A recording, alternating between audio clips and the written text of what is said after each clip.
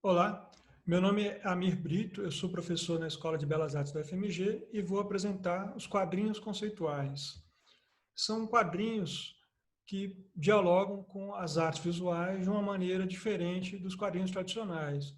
Nesse exemplo aqui, o artista Bertrand Lavier se apropria de uma história do Mickey e da Minnie, e ele refaz todas as esculturas e pinturas que aparecem nessa visita ao Museu de Arte Moderna. E depois publica um livro de artista em que coloca lado a lado as fotografias das obras que ele criou com as obras originais que o inspiraram. Aqui, um artista brasileiro que também dialoga com o personagem da Disney, mas aqui ele não chega a construir uma narrativa, né? Ele faz uma homenagem ao Canini que desenhava o Zé Carioca. Esse trabalho fez parte dessa exposição Dispositivo de Circulação de Imagem, em que o artista fez uma pilha de quadrinhos que era distribuído gratuitamente. Então, colocava novamente em circulação esse material que veio dos quadrinhos, entra para o campo das artes visuais e volta para o campo dos quadrinhos. Existem algumas características, então, que são comuns tanto para os quadrinhos quanto para os livros de artista. A metalinguagem é uma delas, né? Isso vai aparecer de diversas maneiras. Pode ser a partir da relação intertextual, a partir de referências à história da arte, como nesse caso aqui do Glenn Baxter, ou aqui nesse trabalho do Marcelo Sips, que ele se apropria de temas da arte contemporânea, né? Criou um verbete, um desenho para cada verbete, ou aparece a partir dos elementos que são considerados típicos dos quadrinhos, como os balões de diálogo, aqui nesse trabalho do Álvaro de Sá, o Poemix, que é a combinação de poemas e comics. Então, Álvaro de Sá, ele é do movimento do poema processo, que tinha muito interesse nos quadrinhos por conta dessa junção entre linguagem verbal e visual. Isso aparece também em poemas visuais, como nesse caso do Omar Khoury, que foi publicado como folhas avulsas, cada folha, isso é uma das folhas, né, uma das páginas, sempre com balões sem texto e a vinheta, e os títulos dos trabalhos numa outra folha, de modo que o leitor faz a associação entre os desenhos e os títulos, criando novas possibilidades de leitura. E aí os quadrinhos, eles têm um diálogo também muito forte com outras mídias, como, por exemplo, o cinema, que é o mais óbvio deles. Aqui é uma adaptação que foi feita das cenas iniciais do filme Fahrenheit 451, que não possui diálogo, né? Então, o artista criou um tabloide com essas cenas. Aqui já é uma partitura para uma performance em que a fotografia, o texto e a disposição desses elementos na página é pensado como um diagrama que pode ser usado como uma instrução para refazer a performance. Ou aqui, o Retamoso, que é um artista brasileiro, ele cria o que eu chamo de uma performance para a página, ou seja, ele pensa a performance não para uma audiência, mas para ser fotografada. Depois ele fez uma intervenção com aerógrafo para depois imprimir como cartaz. Então, o trabalho é todo pensado já levando em consideração o formato impresso, o formato final.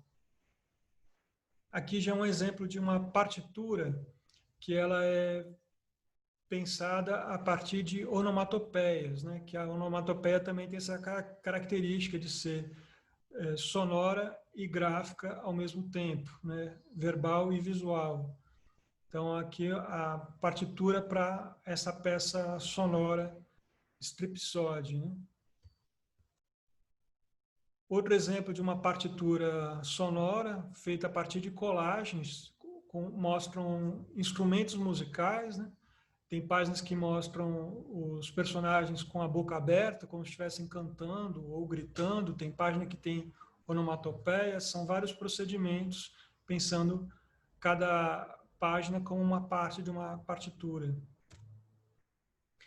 E os quadrinhos conceituais, propriamente, é um termo que é usado para se referir a trabalhos que utilizam procedimentos que são mais usados no campo das artes visuais do que nos quadrinhos, como, por exemplo, o détournement, que é uma característica do situacionismo, em que uma imagem ou uma narrativa, ela é transformada, ela ganha um novo significado a partir de uma intervenção. Nesse caso, é o acréscimo do texto com o balão de diálogo em gravuras antigas do Antigo Testamento e do Novo Testamento.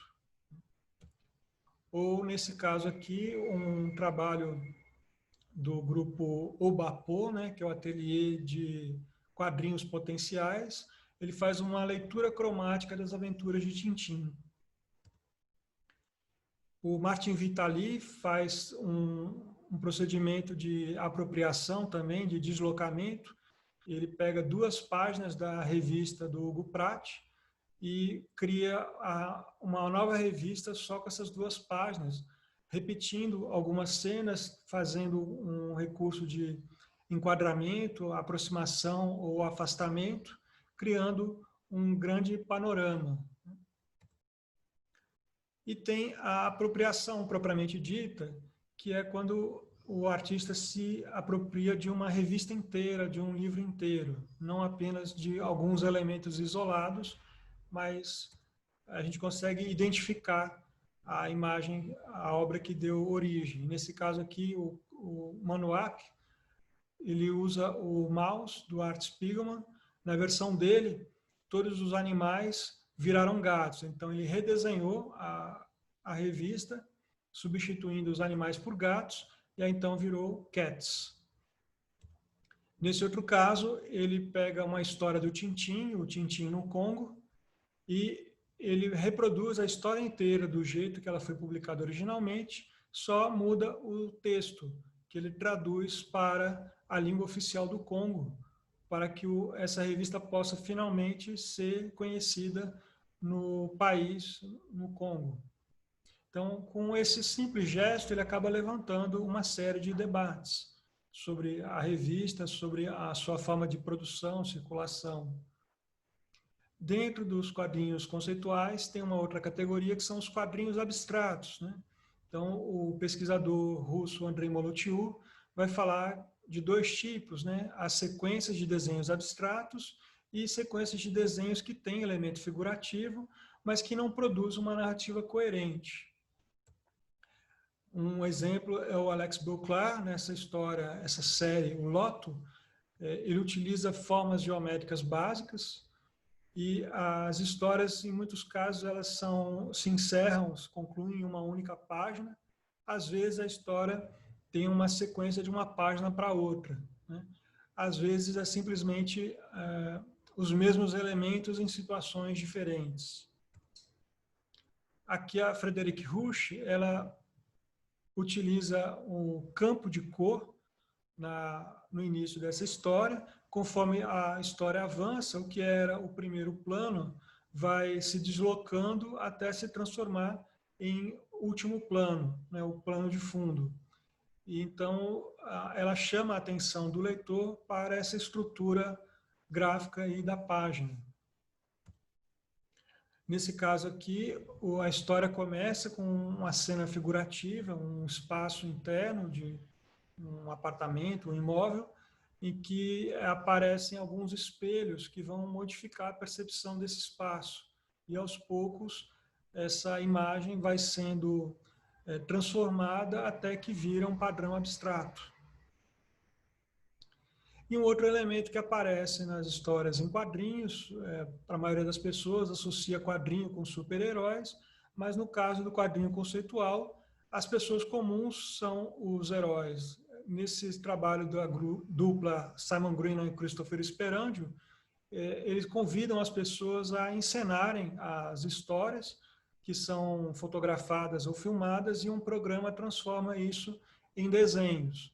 Isso depois é publicado e distribuído gratuitamente, né? Alguns trabalhos aqui dessa dupla.